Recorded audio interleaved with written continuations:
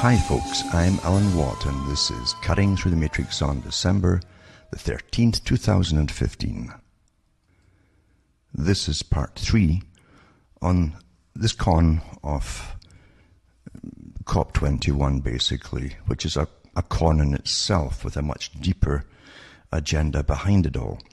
And we're run by a secretive group, as I said before, who has used many front organizations down through history, and you can actually label them off in the 20th century quite easily. In fact, you find the FBI even had lists of, for instance, communist front groups and so on. But this group ran communism, and it ran every other totalitarian regime. It ran, to an extent, Christianity for an awful long time and used it to expand the British Empire. And when that had fulfilled its function, they simply demolished Christianity. They do that. They demolish what they've used in the past. And those who help this agenda should always remember that. Now, I think Orwell said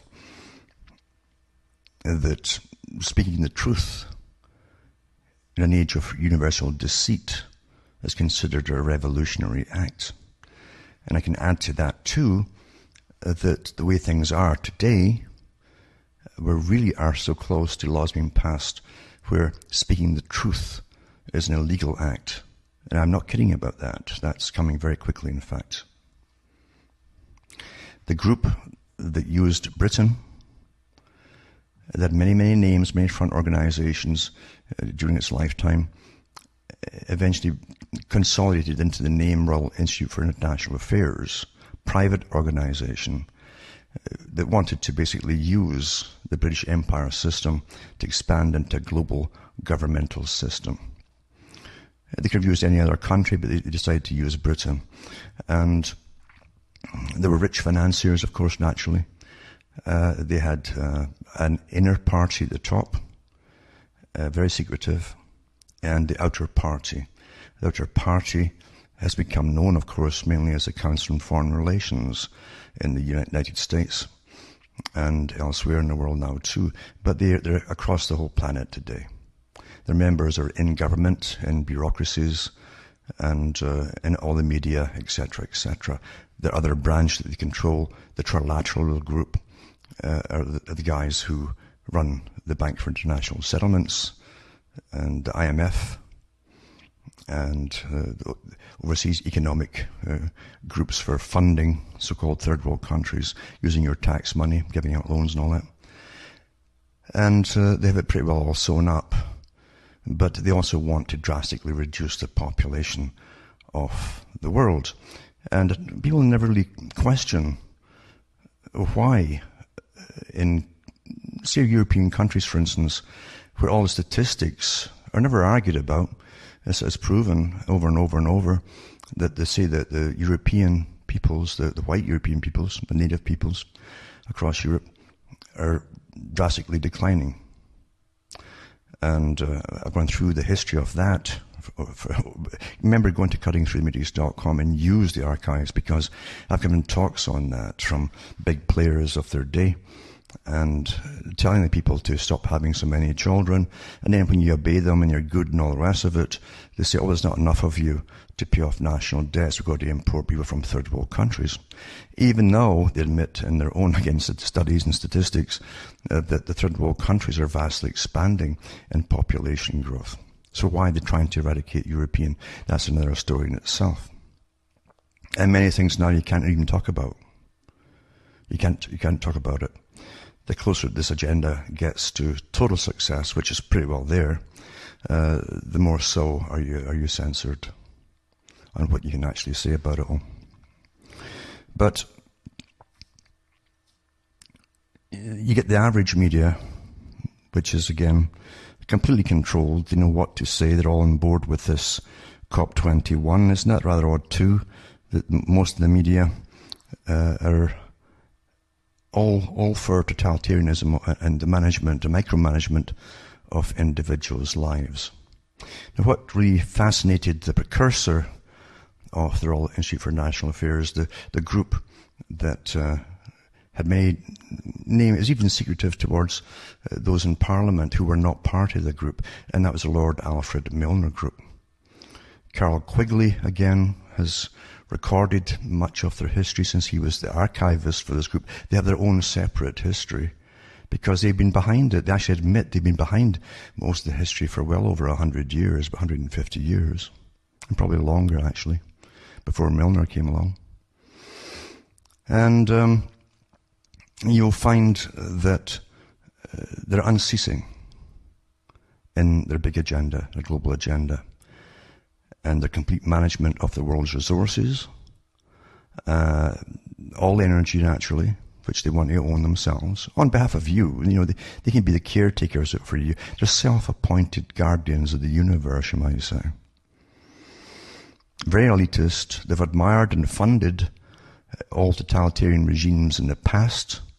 The reason being that they've always been fascinated by basically subduing the individual and making him or her merge as a cog in the machine and serving the great society, as they call it. That's why they like instant obedience in their populations. That's why Roosevelt's wife, for instance, FDR's wife, went over to Russia to see Pavlov. She loved Pavlov because of his work on controlling the minds of people and so on. And she mentioned that the children on their way to school in Russia really impressed her because unlike the American children or Western children, they weren't playing and laughing and spontaneously. They were very orderly and obedient and quiet. She thought was the greatest thing, and that's what she wanted for the whole of the world, you see. These are all totalitarian people, and they all have something in common, which I won't touch on. But they have something in common, and they've been revolutionaries for an awful long time. They're intergenerational revolutionaries, for those who haven't quite got it. When you go into the big revolutions of the 1800s, and even before that, you'll find that the secret groups that were behind it and pushing it and so on, well, they all belong to, say, for instance, Freemasonic societies. And some of the Freemasonic books of today openly admit they were behind many of the revolutions of the past. And what you'll find, like Albert Pike, the so-called Pope of Freemasonry, the kind of revolutionary branch of the Scottish Rite Freemasonry, which wasn't Scottish at all in actuality, but he said we never begin a premature revolution. Very important to remember that. It takes years to prepare for a revolution. And if you want the public to be on your side, you must prepare the public's mind, or their minds collectively, I suppose. Or it could be mind collectively. Anyway, you got to prepare that mind to accept your ultimate revolution as you go on down the road. It takes years to prepare them. And you've had years and years and years, your whole life long, and your parents before you, of the big agenda of depopulation, which turned into the cover of environmentalism and into cover of climate change, etc. The excuses to brainwash the folk through scary scenarios, to get them all ready for this big move to give up all of your rights and freedoms and allow the so-called experts, you see, the masters of the universe, to micromanage your lives. Awfully important to remember that. Now, there's a good article on Maurice Strong, and you'll find this organization of revolutionaries, they give you the heroes to follow down through the ages. They create the superstars, you might say. They create them with the big machinery they have to create the superstars, whether it's scientists or whatever, whoever they want to push a particular agenda, and mainly political and social and so on. And they created Maurice Strong, a guy with a revolutionary history in his family. In fact, Maurice Strong, in one of the articles I have here, I've read it again, go into the archives, cuttingthroughmedia.com, and look up Maurice Strong. and some of his history. He mentioned himself when he was in China that he put flowers on the grave of, I think it was his aunt, I'm not quite sure. It was a relative of his for sure, who was a female revolutionary advisor to Mao Zedong. The main advisor, buried right next to Mao Zedong. But there's even more to Maurice Strong than that, so I won't go into it right now. But he was actually picked up by David Rockefeller and groomed for his position. And Rockefellers, again, were the guys who were put into the United States to take over and manage the big, massive monopolies of power. And if you have financial power in the States or anywhere else, you have total political power as well. But anyway, they don't mention this article about the Rockefeller connection, I don't think. But it's interesting nonetheless. And it says, Maurice Strong, father of the globalist eco-control movement, dies. And December 2nd, it was from, and that was LifeSite News. Maurice Strong, widely considered the creator of the global environmental movement and its attendant population control agenda. And he's not really the creator of it. He was one of a group of them, in fact. But he was made into the superstar frontman, you see. He died 86 on Saturday as the world leaders prepare to converge in Paris for the UN COP21 climate change summit. This is a 10-day meeting to draft an international treaty on, again, the caveat, climate change. You might call it a Trojan horse. That's really what it is. Began Monday and arguably is a direct result of Strong's decades-long relentless behind-the-scenes lobbying. Indeed, the UN Environmental Agency's announcement of Strong's November 28th death, Executive Director Achim Steiner stated that Strong will be forever remembered for placing the environment on the international agenda and at the heart of development. Former Governor General Adrian Clarkson quipped on his 85th birthday that Strong invented the environment. While her husband, and he didn't really, but he was the one who was chosen, as I say, to push stuff. A big, massive group behind him had already been preparing the minds of the public to get them ready for this whole thing. So you just accept it as a natural evolution of society. But it says, while her husband, philosopher John Rawlson Saul, in a glowing memorial in Canada's Globe and Mail filed November 30 from Paris, describes Strong as the St. Paul of the environmental movement. But Strong's lifelong cause has a dark and sinister side, summed up succinctly by Campaign Life Coalition President Jim Hughes. This whole environmental movement is about depopulating the earth. Always was, though. That was always the agenda, you see.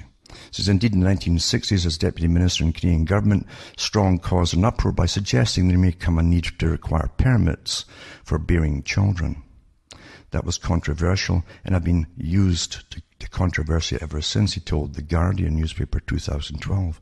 Over the years, I've noticed that this is one way of getting attention.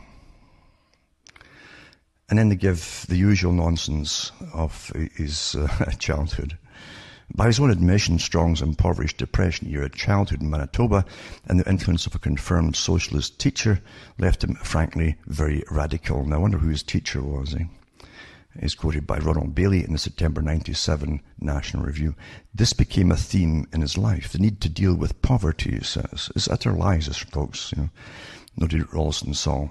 Mr. Strong had been brought up in poverty, and over the years he'd seen its effects in the world. But while in the 1976 Maclean's interview, Strong described himself as a socialist in ideology, he added that he was a capitalist in methodology. He was certainly a multimillionaire, But again, he was picked up by Rockefeller and groomed from a very young man onwards for his position. He was remarkably successful, one by all accounts, becoming a self-made millionaire. Well, self-made, you see, that's just the usual Disney version. By age 35, he was CEO of the Montreal-based Power Corps. Now, Power Corps has picked so many of the prime ministers for Canada, you almost lose count of them. It's a very powerful organization set in Canada. Again, big ties, if not even set up by Standard Oil, Rockefeller Group, and so on. They're all intertwined, these people, folks. They give you your leaders. And thereafter ran a handful of other oil and energy companies, including a 3-year stint piloting Ontario Hydro in the early 90s. Well, his 3-year stint at Ontario Hydro wasn't that at all. He was brought over from the United Nations and put as head of Ontario Hydro in order to privatise it, because part of their whole agenda is the privatisation of all energy, to max out the profits, jack up all the prices, and make you use a lot less. Because you see, if you control of all energy, you control all the people and the way they're going to live. That was part of the depopulation agenda, actually. Strong was adept at switching focus from his corporate affairs to his public sector endeavours, which began earnest in 1966. By 1968, he oversaw the founding of the Canadian International Development Agency under Liberal Prime Minister Pierre Trudeau. Now, Liberal, it can also be used with a C in the front of it. He leapfrogged from there to organising the UN's first environmental conference in Stockholm 1972, while in his opening address he hinted at the need for national population policies. Later that year he was appointed head of the newly formed United Nations Environment Programme, headquartered in Nairobi. Amazing how, when you've been chosen to be a superstar and lead something for the global, lords of the universe, how you just happen to walk into these prime jobs. In 1976, Trudeau summoned Strong back to Canada to run the country's newly founded Petro-Canada, which he did for 2 years.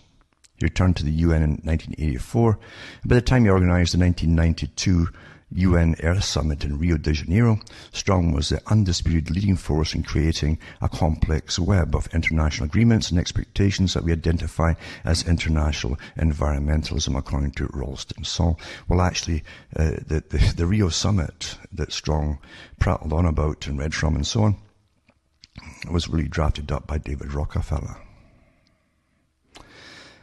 And it goes into abortion, occult, and pagan nature worship. They had a Maclean's magazine out some years ago, and I read from it on the air, and it was about the Baca Grande ranch that you had.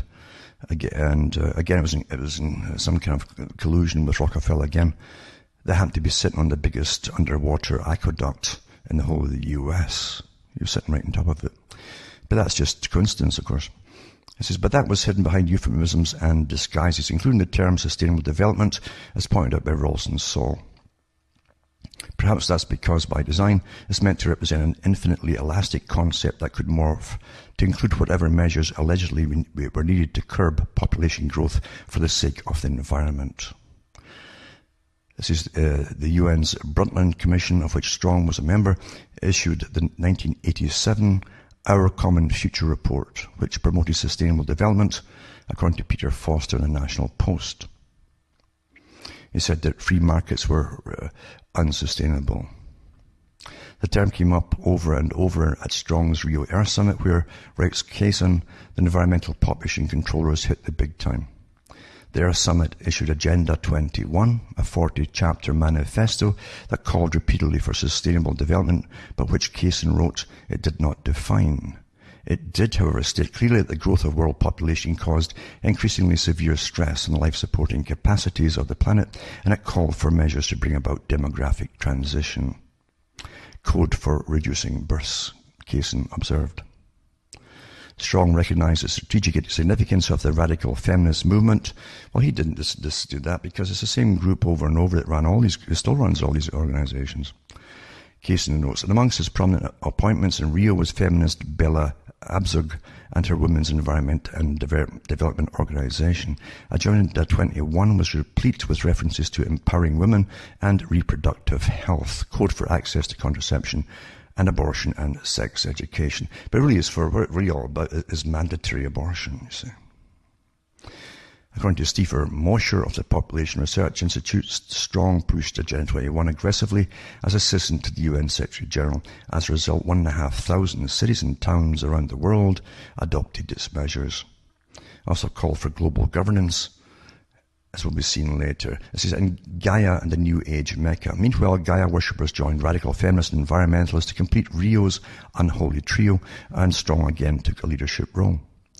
Strong and his wife Hannah bought a 200,000-acre Baca ranch near Creston, Colorado in 1978, and created the New Age Manitou Center, which Kaysen called a huge cult mecca for New Age devotees. The Creston Backer community is described by the Creston Institute as the largest international interfaith ecumenical community in North America, while Hannah Strong, according to Creston's website, calls it a demonstration project where we focus on the human spirit, consciousness, and sustainability. And sustainability is good, eh? Moreover, the Earth Charter, which Strong launched in 2000 with former president of the USSR and the founder of Green Cross International, Michael Gorbachev, has further underscored the religious basis to environmentalism, according to Kaysen. And no wonder, because Michael Gorbachev in one of his books also said the same thing. They would create a green religion. He said it would be a religion, a form of earth worship, he said, meaning the indoctrination of the children into this new concept of earth worship. And your secondary, as a human being, your secondary relationship to, in other words, the earth comes first, you come second or third or even further down well, it depends on your status, naturally. Then the push for global governance. Strong organised the Earth Council Institute the same year as Rio, bringing on board members of the Club of Rome, on which he himself was a member, according to National Review's Bailey. Amongst its many polemics, the Club of Rome's 1972 paper called Limits to Growth warned that the Earth's population would be unsustainable by 2030 unless drastic measures for environmental protection were adopted. Strong himself echoed this dire prediction in his 2001 book, Where on Earth Are We Going? I know where he should be going, but and he said the idea that 2/3 of the world's population could perish by 2031 was a glimmer of hope for the future of our species and its potential for regeneration. You remember through all of this too, in this top elitist group, folks, they believe they are the supreme beings of the world. And this is all for the rest of the population down below them. You'll do what they say. You will serve them, and you better serve them willingly, or appear to do so. And you'll probably get sterilized, you see, because you're an inferior type of human being. I'll put this link up tonight, and you can read the article for yourself. It goes on quite a ways too, this article. It's quite good, and there's a lot more I could certainly add to Maurice Strong, as I say, that's not in here, but I don't have time to do all that tonight, naturally. And then you have the Club of Rome that was mentioned, again, the big think tank that was given the job of finding something to unify the world and give them the power at the top to control it, you see. And I'll put up a link to this article here too. It says, in 1991, the Club of Rome published the first global revolution. That was a big book where they summed it all up. And they'd give you the whole reason why you would have to start depopulating and all the rest of it. But it says here, the Club of Rome raised considerable public attention with this report back in, I think it was 1972, called Limits to Growth, which has sold 30 million copies in more than 30 translations, making it the best-selling environmental book in world history. Published in 1972 and presented for the first time at the International Students Committee, ISC Annual Management Symposium in St. Gallen, Switzerland, it predicted that economic growth could not continue indefinitely because of the limited availability of natural resources, particularly oil.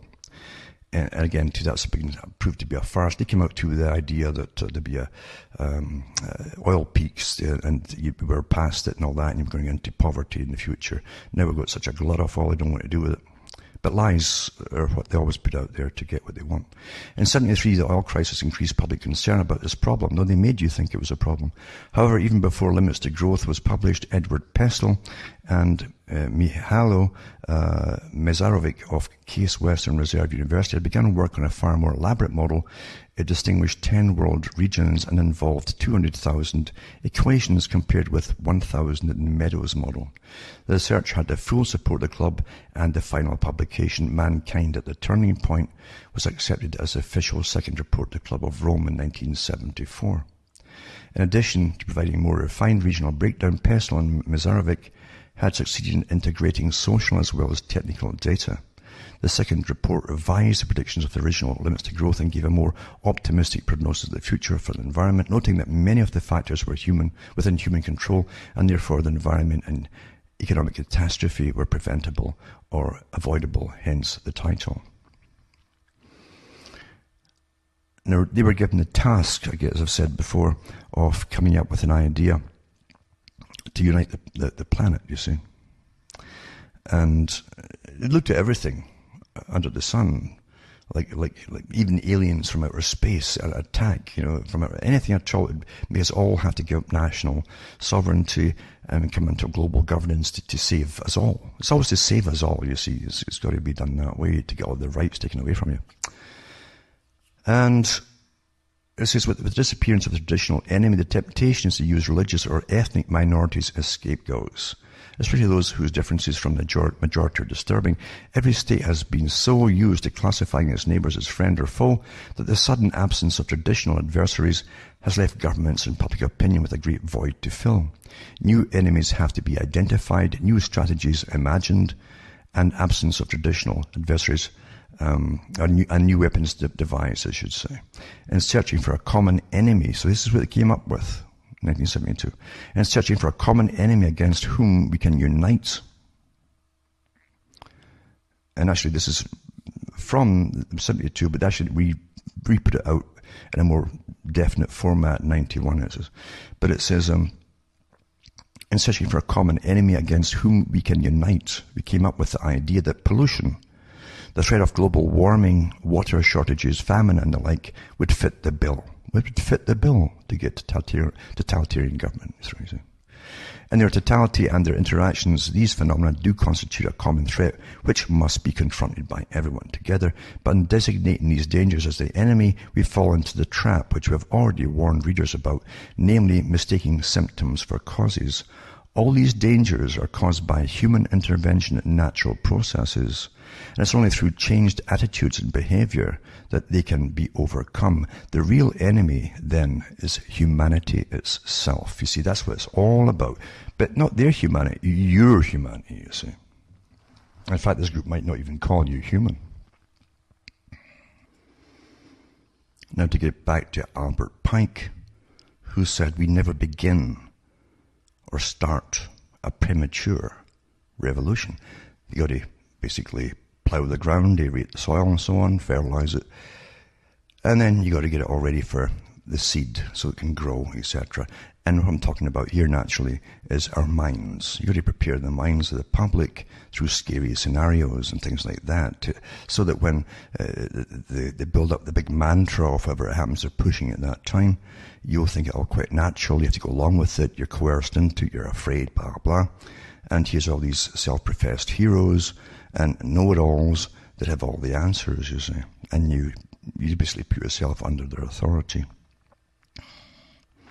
So in 1972, to coincide with the Stockholm Agreement and so on, they came out with Survival Spaceship Earth. With Maurice Strong, and there's quite a few other people involved in it too. Some of them you'll see at the end of the movie, the documentary. You'll see their names, and they're very familiar to even today. These characters live quite a long, long time, and it's always involved in the same things. But you'll find that here, some of the people here, for instance, that were in this particular Survival Spaceship Earth. Heavily financed again. And these characters have infiltrated all your governments long ago and outrun them in every generation. And they keep the same agenda going over and over. Well, one of them was Barbara Ward. You'll see in this movie, Survival Spaceship Earth. Baroness Jackson of Lodsworth, you see. Barbara Mary Ward, Baroness Jackson of Lodsworth, from 1914 to 1981. She was a British economist, writer interested in the problems of developing countries. Just a natural, altruistic person. She urged Western governments to share the prosperity with the rest of the world. Again, part of the communist ideology, you see. Which again, communism is a front for something else. You see, it's the same group actually has run communism down through the ages and every other ism there is. It says, with the rest of the world, and in the 1960s turned her attention to environmental questions as well. She was an early advocate of sustainable development before this term became familiar, and was well known as a journalist, lecturer, and a broadcaster. Ward was advisor to policymakers in the UK, the US, and elsewhere. Policy advisor, just happened to just fall into the positions. And they're put in, of course. It says here she was born in Heworth, York, in England, 23rd May 1914, but her family soon moved to Felixstowe. Her father was a solicitor, naturally, with Quaker tendencies, and the Quakers were heavily used for communist fronts as well, and were infiltrated by the folk that ran communism. This is while her mother was a devout Catholic, really. She attended a convent school before studying in Paris, and then for some months at the Sorbonne before going on to Germany. Though she'd once planned to study modern languages, her interest in public affairs led to a degree course in politics, philosophy, and economics at Somerville College, Oxford University. It says here, after witnessing anti-Semitism in Nazi Germany, she began to help Jewish refugees and mobilize Roman Catholic support for any forthcoming UK war effort.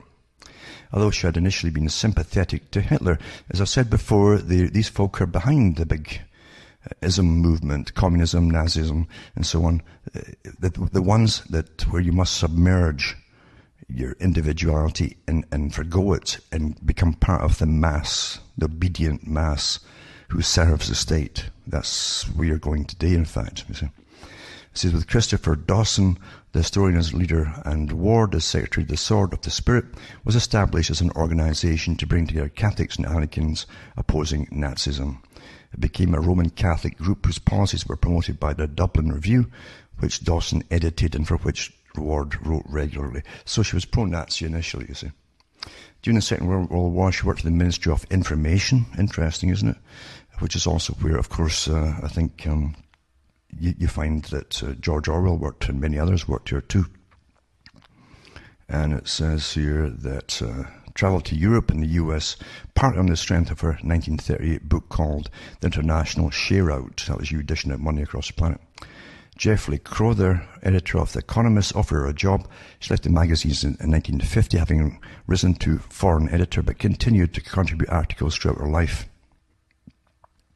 And of course, she even helped run and take over the Christian values. It's kept changing them in wartime and so on. And they're famous for that too.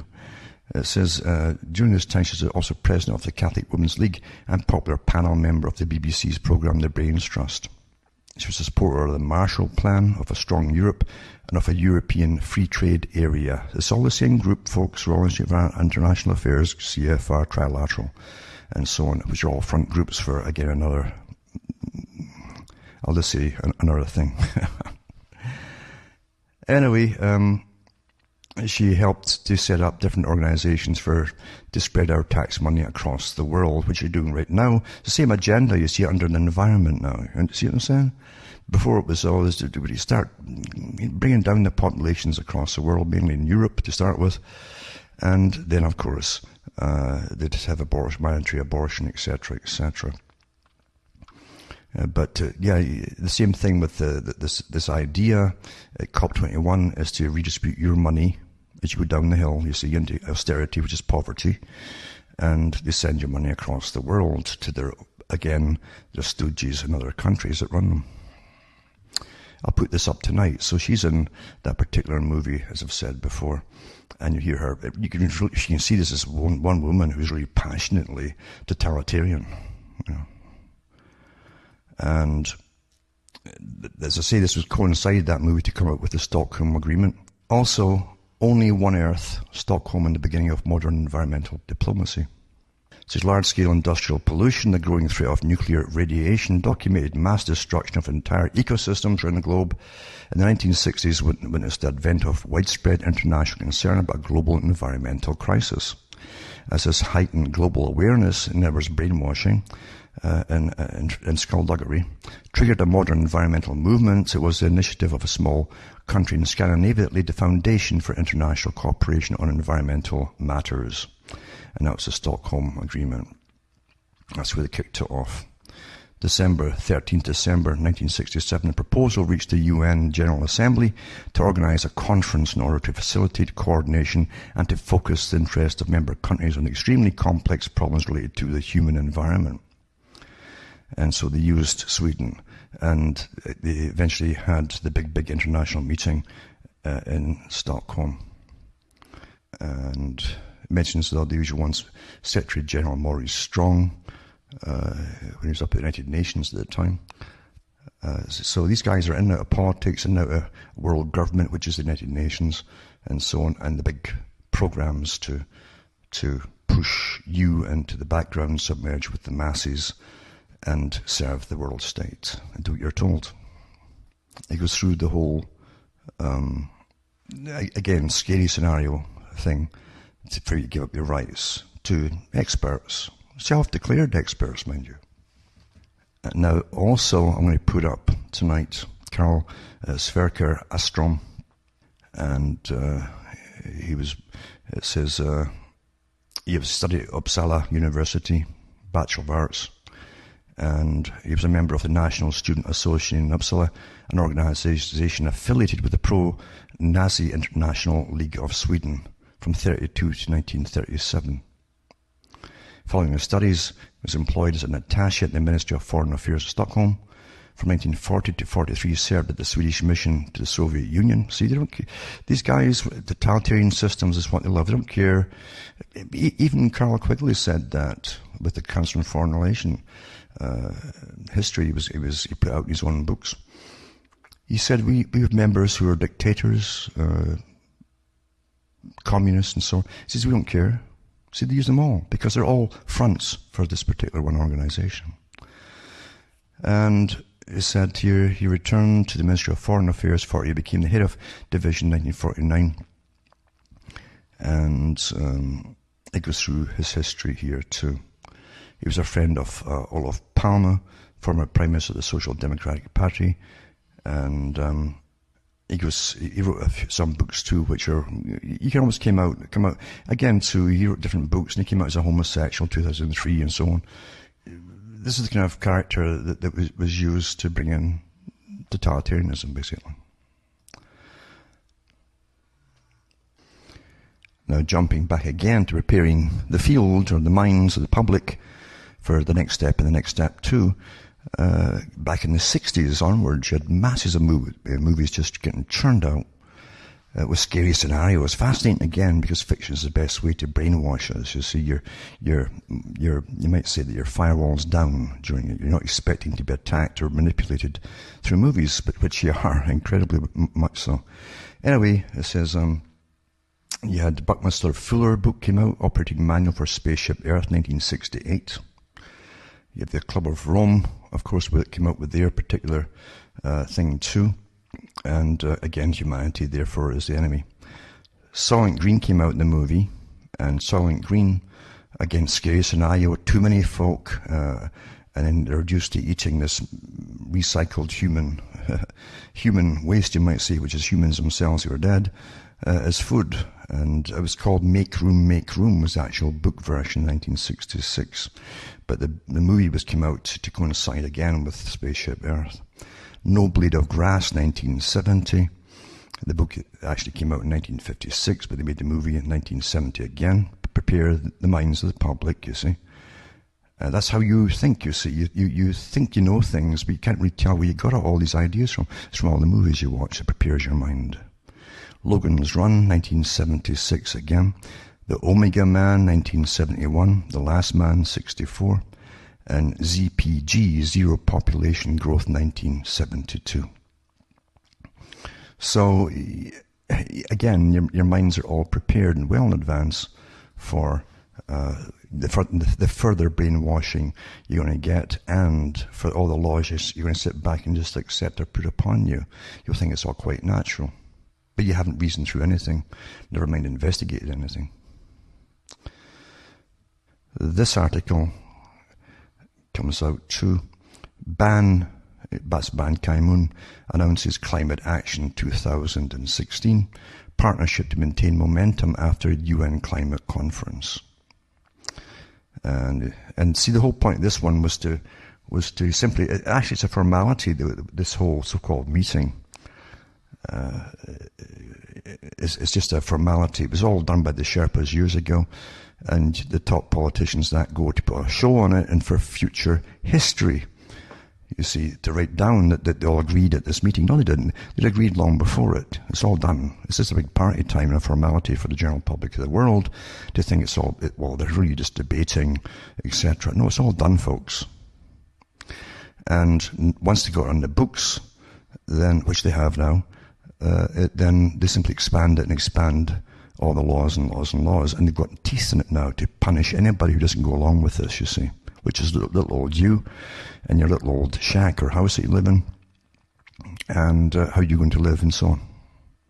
But the children will be taught in the school, even to the next step of totalitarianism and tyranny, and they'll grow up thinking it's all quite natural and they'll be very obedient, etc., etc.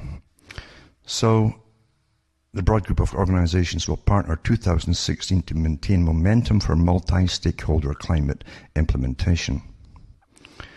It says, I am heartened by the significant and growing coalitions that are emerging to tackle the challenges of climate change. Again, get back to their first agenda, folks.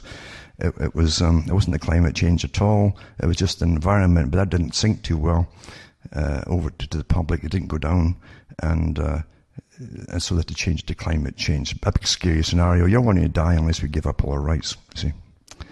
So Mr. Bannon underlined the global event taking place in Paris on a day dubbed Action Day. And Secretary General is joined by groups such as the World Bank. The World Bank's part was set up again as a private institution by the Royal Institute for International Affairs and the IMF and so on, the BIS. They're all the same groups run by the same guys at the start. The Global Environmental Facility and the Compact of Mayors across the world, you see. In Canada, it's got a Compact of Mayors. So it doesn't matter, even if you think they're bickering about things. No, they're not. It's all a done deal. And even if they didn't do something on a federal level, it's all going to be implemented by your local area to your province or state, all the way up to the federal level. And it says, and individuals including Michael Bloomberg, the UN Secretary General's Special Envoy for Cities and Climate Change. Well, of course, it's amazing how these multi-billionaires who are part of a much bigger organization can run the whole planet, you see, just know what to do, you see. It says, will co-sponsor a Climate Change 2016 summit of leaders from government, business, cities and localities, civil society, that's our NGOs, and academia next 5th and 6th of May in Washington, D.C. And just like the present meeting, COP21, it's invitation only. It's not for the public. See, you don't count, you're the pros, as George Orwell said. According to a press release issued by the UN Framework Convention on Climate Change, it says the organizer of the conference, this high-level gathering will complement ongoing implementation efforts and catalyze actionable concrete deliverables. Bureaucrat, right? In specific high-value areas, including cities, land use, resilience, energy, transport, tools for decision makers, and finance. The summit will show that the things that were talked here in Paris are actually happening on the ground. Bob Orr, Special Advisor to the Secretary General on Climate Change, told the UN News Centre in an interview. The number and depth of coalitions that are organised to deliver action on climate change through forestry, through industry, through cities, all the different channels need to move forward as fast as they can, he added. So the Secretary General is not only ensuring we have this robust universal agreement, but that we have the coalition in the field to deliver the goods.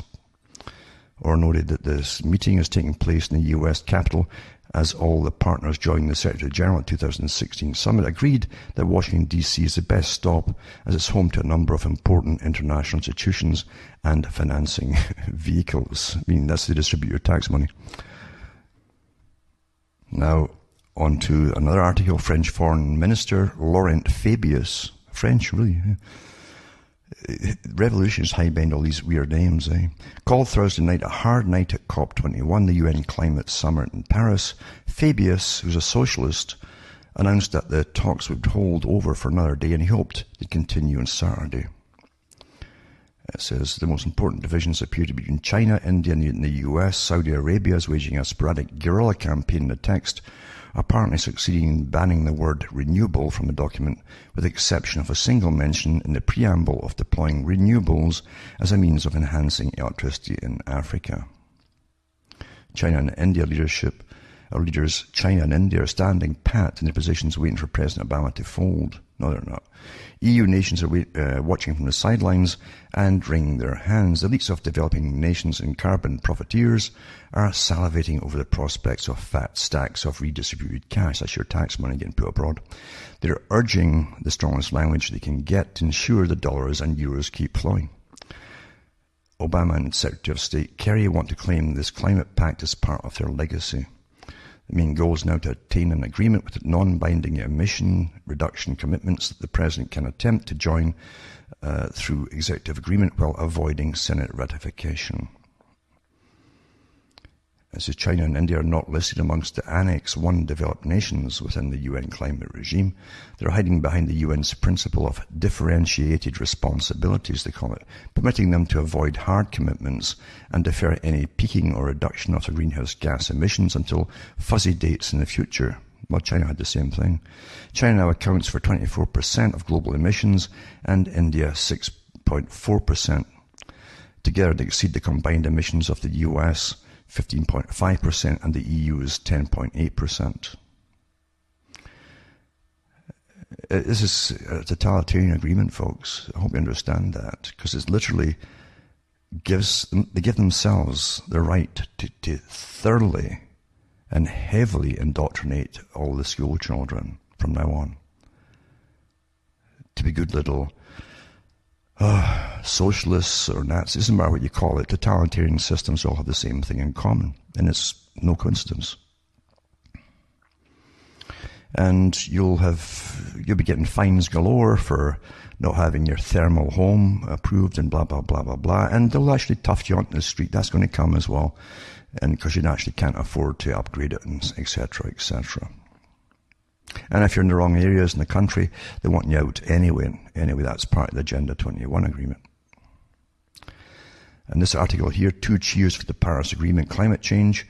It says the Paris Change Summit, also known as COP21, has adopted a new Paris Agreement. The agreement has the potential to mark a laudable and historic shift in how the world negotiates cooperation on climate change. In other words, redistribute your money from the countries that still have some to their pals, of course, not to the countries, but to the pals living in those other countries, which strengthens the revolutionary movement, you see. It does not justify the over-the-top claims that some are making that it spells the end of fossil fuels or ensures that temperatures will rise no more than 2 degrees, but those who negotiated it never believed it could, nor does it deserve to be pilloried, a rare but still reaction for failing to save the planet, an entirely unreasonable expectation. Instead, it begins to set up a framework for transparency and review of countries' nationally driven emissions-cutting efforts and a process for encouraging stronger efforts over time. Remember what the purpose of it was from before Maurice Strong onwards. Depopulation, folks, and total control over everyone's lives, including sterilization down the road. Don't forget it. Don't ever forget the cons they've used to push the same agenda through. This is why the new architecture makes sense. The world has come a long way from a vision that animated UN climate negotiations for most of the 1990s and 2000s. That vision is centered on a firm division between developed and developing countries. Negotiations focused on dividing up responsibility amongst developed countries for cutting emissions and assigned them each targets. Those were to be enforced through international law. And that's the whole key of it. It's law, law, law, law, law. The Paris Agreement is fundamentally different. All countries, not just developed ones, are supposed to curb emissions. Negotiations did not focus on dividing up the responsibility. Instead, each country developed its own plans based on national circumstances. No, the same NGOs are across the world, the municipalities, coalitions of mayors and all the other ones have been at work in all these countries doing it all for years and years and years. Never begin a premature revolution. And then you have an article here, role of Pope Francis's transformative, that's what it's called, it's a transformation, you see, at Paris COP21 Climate Summit. Now, transformation is the big buzzword they're using now, an institutionalized buzzword, as we go through the great change. Remember, change is good, Century of change.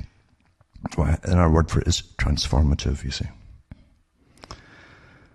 As negotiations come to a close in Paris on climate change, Vatican Radio spoke with Dr. Alison Doig of Christian Aid for Impressions on the event. Dr. Doig goes on to say, the first week of negotiations were difficult, she said, but progress was made when all groups were included in plenary negotiations. Critical issues still include establishing emission targets and upper limits on warming at between 1.5 and 2 degrees Celsius. Another positive development has been to treat countries on an individual basis instead of as blocks as the category of either rich or developing nations. A critical issue for developing nations is to find ways of dealing financially with the adverse effects of climate change, especially for those countries unable to adapt. And so everybody's on the act, everybody's been mobilized in the ground prepared long ago. Never begin a premature revolution, you see. All the superstars of your era have to be on board, and they're all worked out to be just that. And also, Episcopal COP21 delegation adds church's voice to climate talks. And it says the Conference of Parties, as it's known, it entered its second week. The delegation representing presiding Bishop Michael B. Curry and the Domestic and Foreign Missionary Society here in the outskirts of Paris, December 7th, sent a letter of thanks and encouragement to the ambassadors of the UN's permanent missions of the countries in which the Episcopal Church has a presence. Was that song, With God on Our Side, eh? Yeah. After the first 5 days of November 30th, December 11th conference, negotiators representing the 195 signatory countries of the Conference of Parties in attendance submitted a 48-page draft outlining what could be done or become a binding agreement whereby states would limit greenhouse gas emissions in an effort to keep global warming at or below 2 degrees Celsius. And this is an important piece of the Church's advocacy as it serves as an official record of our positions at this COP, and included the reflections of our delegates at the end of the first week. I wonder if Jesus signed it as well. And don't think it's all just Christians that are all co-opted here. You've got all the other religions in it too. It's one thing about the revolutionaries. I've always said down through the ages that outsiders, that as they look upon everybody else in the world, are easily corrupted, and they all like bribes. And it's a sad truth, It's a sad, sad truth. Anyway, this goes on about the different religion, and this is the Episcopal Church as well, with their green zone, etc. And then climate justice is a matter of faith, it says. Well, you need a lot of faith to believe in it, because it's a bogus con anyway to begin with. Mind you, a good confidence trick cannot work on the target unless the target participates in their own con. As they're being conned, you must participate in it, you see, for it to work. And I'll put this one up too, about all the different Canadian churches, Catholics, Mennonites, members of the Christian Reformed, the United Churches, as well as Canadians working with the World Council of Churches. This is, some might find their presence in Paris surprising, but they shouldn't. Though Pope Francis' groundbreaking encyclical on the environment and his subsequent calls to world leaders to hear the cries of the earth, it's screaming out, and the most marginalized among us, has drawn unprecedented international attention to climate change. As an issue of faith, it isn't a new perspective.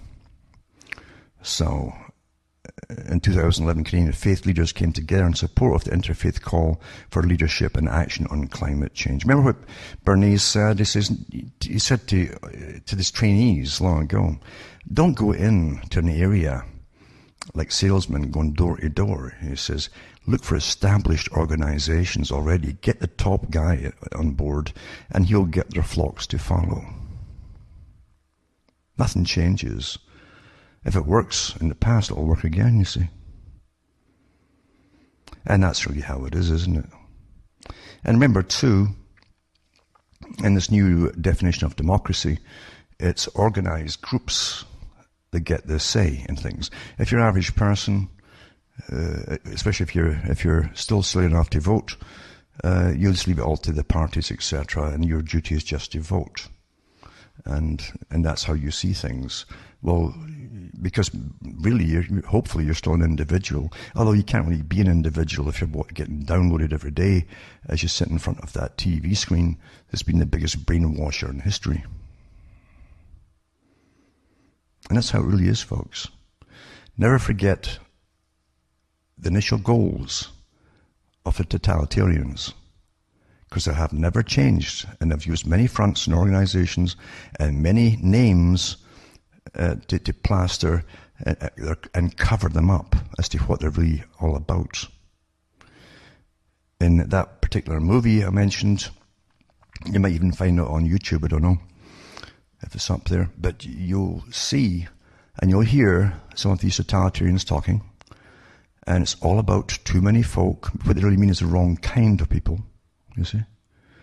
You're obsolete, you see, because you're the old worker type and they don't need you anymore. And you're taking up their resources.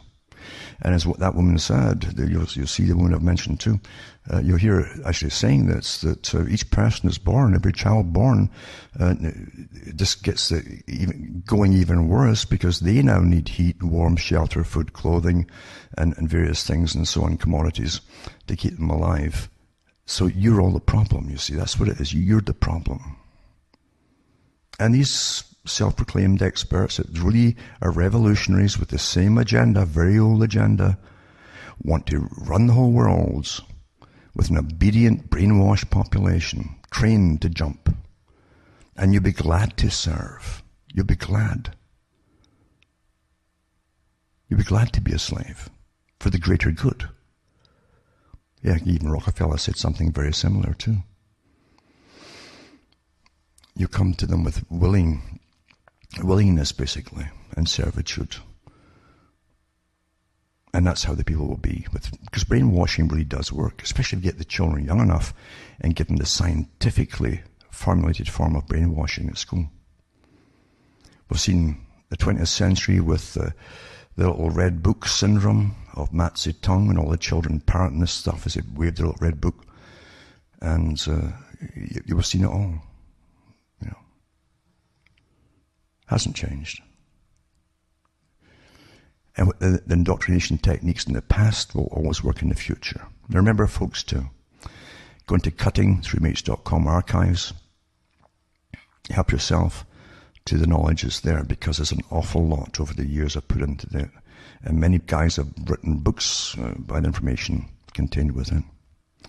You can also help me by buying the books and discs at cuttingthroughmates.com. Or you can donate to me.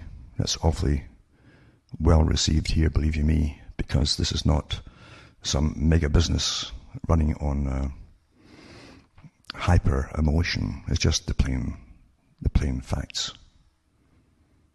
It's not pretty.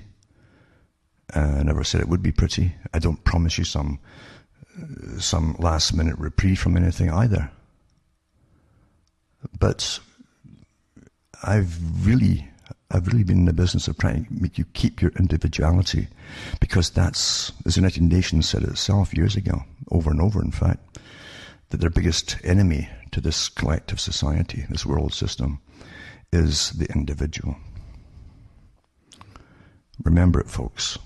Just say, help me tick along here, donate to me, and it's really well appreciated. Well, from Hamish, myself, from Ontario, Canada, it's good night to me. Your God or your gods go with you.